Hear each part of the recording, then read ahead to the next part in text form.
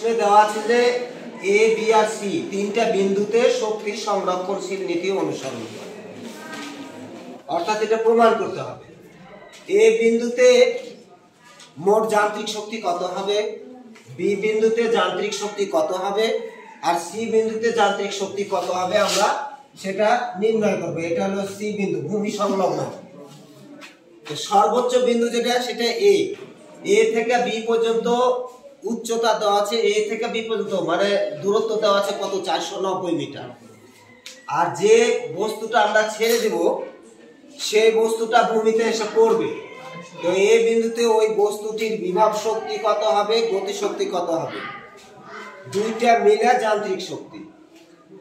এখন এ বিন্দুতে যান্ত্রিক শক্তি কত, বি বিন্দুতে কত, সি বিন্দুতে কত, প্রত্যেকটা জায়গাতেই যান্ত্রিক শক্তি কিন্তু সমান হবে। এটাকে বলা হয় শক্তির সংরক্ষণশীল নীতি। ঠিক আছে, এখন খেয়াল করো, এই যে বস্তুটি দেওয়া আছে ভর কত, বস্তুটির ভর, বস্তুটির ভর কত দেওয়া আছে দেখো তো, 250 গ্রাম দেওয়া আছে না,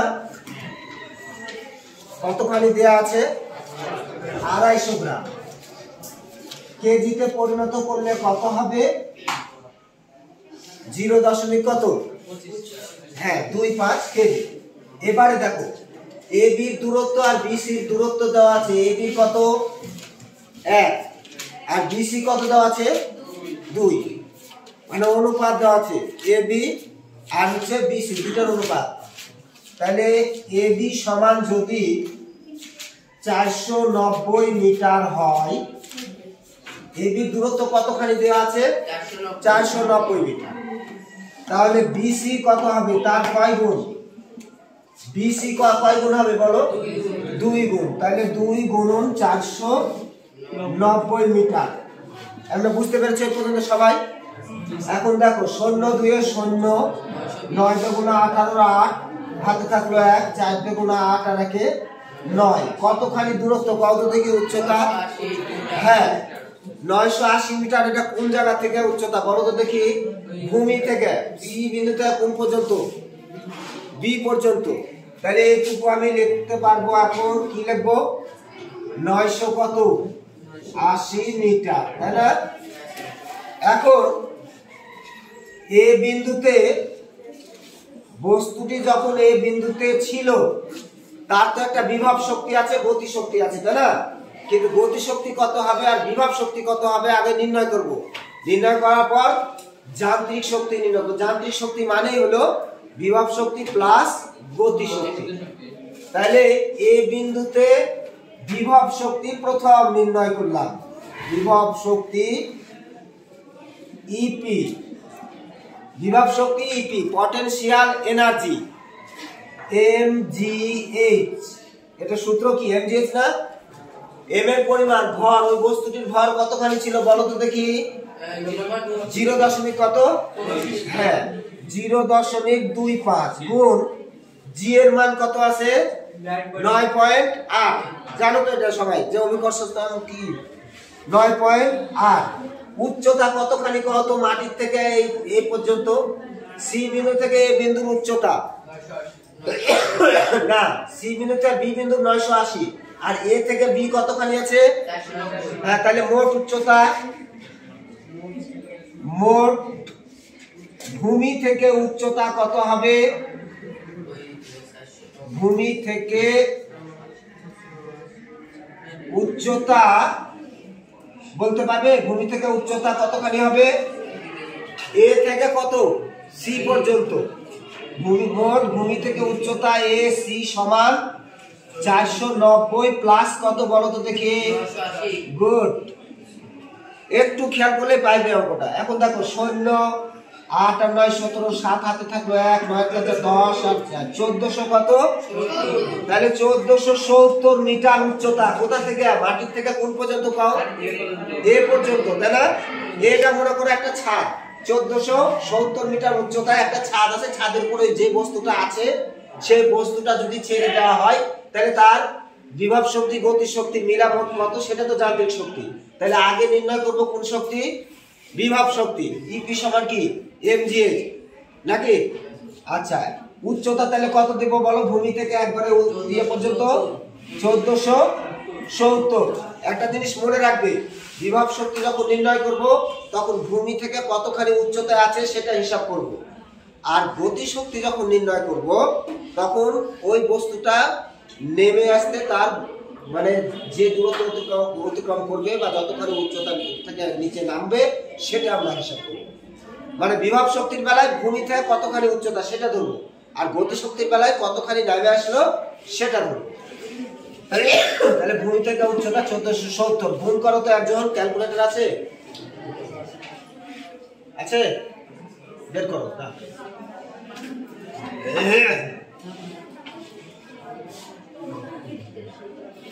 দেখো 1470 গুণ 1470 গুণ 9.8 গুণ 0.25 কত হলো?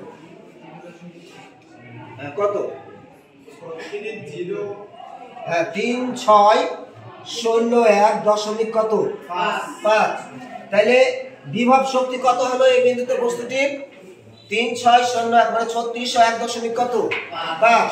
এবার আমরা নির্ণয় করব এই বিন্দুতে কি নির্ণয় করব? গতি শক্তি। একটা কেবল গেল, কোনটা গেল? বিভব শক্তি। এখন কি নির্ণয় করব?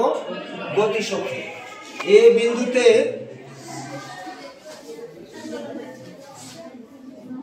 বিন্দুতে গতি শক্তি ই কে এখানে না লিখে এখানে লিখলাম ই কে সমান হাফ এম ভি স্কয়ার, তাই না? গতি শক্তির সূত্র। এখন ভি স্কয়ার সমান ইউ স্কয়ার প্লাস 2gh। বস্তুটি আদিবেগ ওইখানে যখন ছিল ছাদের উপরে তখন তার স্থির অবস্থায় ছিল, তাহলে ইউ সমান কি হবে? 0 হোল স্কয়ার প্লাস 2 গুণ 9.8 গুণ বস্তুটা তো ছাদের উপরে আছে, এই বিন্দুতে নিচে নামেনি, তার মানে উচ্চতা h সমান কি হবে? তাহলে h সমান কি হবে? 0 হবে। তাহলে h সমান 0। তাহলে টোটাল গুণ করলে কত হবে? 0 হবে। ভি স্কয়ারের মান আমি এখানে বসায় দিলাম, হাফ গুণ এম এর মান কয় কেজি আছে? 0. কত? 0.25 গুণ ভি স্কয়ারের মান কত পেলাম? 0। তার মানে টোটালি তাহলে কি হয়ে গেল? 0 জুল। তাহলে মোট এই বিন্দুতে যান্ত্রিক শক্তি কত হবে? বিভব শক্তি প্লাস কি গতি শক্তি। তাহলে লিখবো এখানে যে এই বিন্দুতে মোট যান্ত্রিক শক্তি, এই বিন্দুতে মোট যান্ত্রিক শক্তি কত হবে? ই এ। যে বিন্দুতে হবে সেটা কিন্তু এখানে লিখে রাখবো। বি বিন্দুতে হলে ইবি, সি বিন্দুতে হলে ইসি, এ বিন্দুতে হলে ইএ। ইএ সমান ইপি প্লাস ইকে সমান ইপি মান কত পেয়েছি আমরা তখন? বিভব শক্তি 3600 কত? 1.5 যোগ কত জুল এবার পেলাম? এই যে কত জুল পেয়েছি? ইকে 0 জুল। তাহলে টোটাল এসে 3601.5 জুল। তাহলে আমরা এই বিন্দুতে যান্ত্রিক শক্তি পেয়েছি কত? বিভব শক্তি আর গতি শক্তি মিলে মোট কত পেয়েছি? 3601 কত? 3601.5। এবার আমরা বি বিন্দুতে চলে আসব।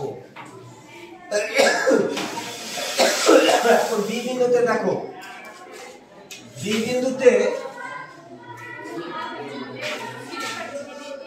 বিন্দুতে বিভব শক্তি, বি বিন্দুতে বিভব শক্তি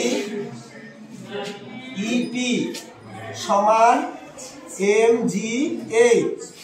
এম এর মান কয় কেজি ছিল? 0. কত? 25 গুণ জি এর মান 9 কত? 8 গুণ, একটু খেয়াল করো এখান থেকে শুরু করে এটা তো ভূমি ছিল তাই না? এটা ছিল মনে করো এ, এখানে ছিল বি, এখানে ছিল সি। এ থেকে বি 490 মিটার আর বি থেকে সি ছিল কতখানি? 980 মিটার। এখন খেয়াল করো বি বিন্দুতে এবার আমরা কি নির্ণয় করছি, মোট যান্ত্রিক শক্তি নির্ণয় করব। তো সেখানে যান্ত্রিক শক্তি সমান কি, বিভব শক্তি প্লাস কি, গতি শক্তি। প্রথম আমরা নির্ণয় করব কি, বিভব শক্তি, তারপরে নির্ণয় করব কি, গতি শক্তি। বিভব শক্তি সমান কি, এম জি এইচ। এম এর মান কয় কেজি ছিল, 0.25।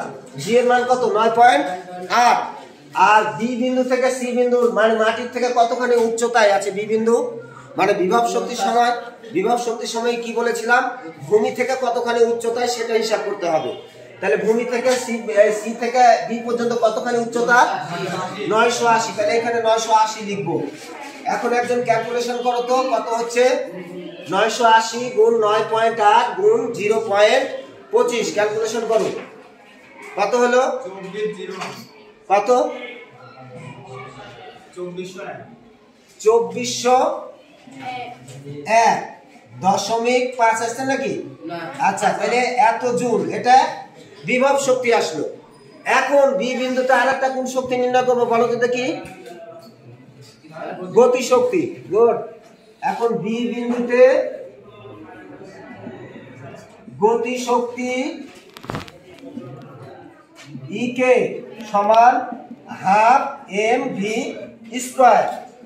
ভি স্কোয়ার সমান সূত্র কি ছিল, ইউ স্কোয়ার প্লাস কি 2gh। বস্তুটি বি বিন্দুতে এসে স্থির ছিল, তাহলে আদিবেগ 0। 2 গুণ 9.8 গুণ, এইবার বলো বি বিন্দুতে কোন শক্তি নির্ণয় করছি এখন বলো তো দেখি, গতি শক্তি। গতি শক্তির কথা কি বলেছিলাম মনে আছে, যে উপর থেকে কতখানি নেমে আসলো সেটা হিসাব করা হয় গতি শক্তিতে। উপর থেকে নেমে আসলো কতখানি, কত দেখি, 490। এবার এটা ক্যালকুলেশন করো তো একজন, 490 গুণন 9.8 গুণন 2 কত হলো, কত আসছে, হ্যাঁ বলো, 9604। এইবার এখানে মান বসায় দিই, হাফ গুণ এম এর মান কত, 0.25 গুণ, এটা ক্যালকুলেশন করো 9604। 9604 কে 0.25 দিয়ে আগে গুণ করো, করার পর 1200.5 জুল। এটা কোন শক্তি বের হলো বলো তো, গতি শক্তি। গুড। তাহলে বি বিন্দুতে এখন মোট শক্তি, যান্ত্রিক শক্তি কত হবে, বি বিন্দুতে মোট যান্ত্রিক শক্তি, বি বিন্দুতে মোট যান্ত্রিক শক্তি, এটা কি লিখবো এখন বলতে পারবে, কি লিখবো এখন, ই বি। ই বি সমান ইপি প্লাস ইকে। ইপির মান কত, 2400 কত, 2401 প্লাস কত, এবার ইকে 1200.5 জুল। মোট কত হলো তাহলে 3601.5 জুল। তাহলে দেখো বি বিন্দুতেও কিন্তু 3601 পাওয়া গেল। এ বিন্দুতে কত পেয়েছিলাম, 3601.5। এবার আমরা কোন বিন্দুতে নির্ণয় করব, সি বিন্দুতে। সি বিন্দুতে প্রথম কি কত দেখি, বিভব শক্তি বলো তো কি লিখবো, হ্যাঁ ইপি। ইপি সমান কি, এমজিএইচ। এম এর মান কয় কেজি ছিল, 0.25। জি এর মান 9.8। এবার উচ্চতা সি বিন্দুতে আমরা যেহেতু নির্ণয় করছি, ভালো করে দেখো সি বিন্দুটা, সি বিন্দুতে যেহেতু নির্ণয় করছি, সি বিন্দুটা কার সাথে ঠিক আছে বলো তো, মাটির সাথে। তার মানে উচ্চতা কত, এইচ সমান 0। এইচ সমান কি 0। তার মানে বিভব শক্তি তাহলে কত হলো, টোটাল 0। এইবার সি বিন্দুতে কি নির্ণয় করব, সি বিন্দুতে এবার কি, গতি শক্তি। গুড। সি বিন্দুতে গতি শক্তি ই কে সমান half M V square. V square সমান কত বলো তো দেখি, ইউ স্কোয়ার প্লাস কত 2gh। ইউ এর মান কত 0। 2 গুণ 9.8 গুণ উচ্চতা এবার কতখানি নেমে আসছে, এ বিন্দু থেকে সি পর্যন্ত নেমে আসছে কতখানি, এ বিন্দু থেকে সি বিন্দু পর্যন্ত মোট নেমে আসলো কতখানি, 1400 কত, 1470। গতি শক্তির বেলায় উপর থেকে কতখানি নেমে আসলো সেটা হিসাব করতে হয়, তাই না? আচ্ছা তাহলে এটা একটু ক্যালকুলেশন করে দাও তো কেউ। 1470 গুণ 9.8 গুণ 2 কত হলো? 28,812। এখন হাফ গুণ, এবার গুণ করবে, হাফ গুণ 0.25 গুণ 28,812 কত হলো দেখো তো এবার।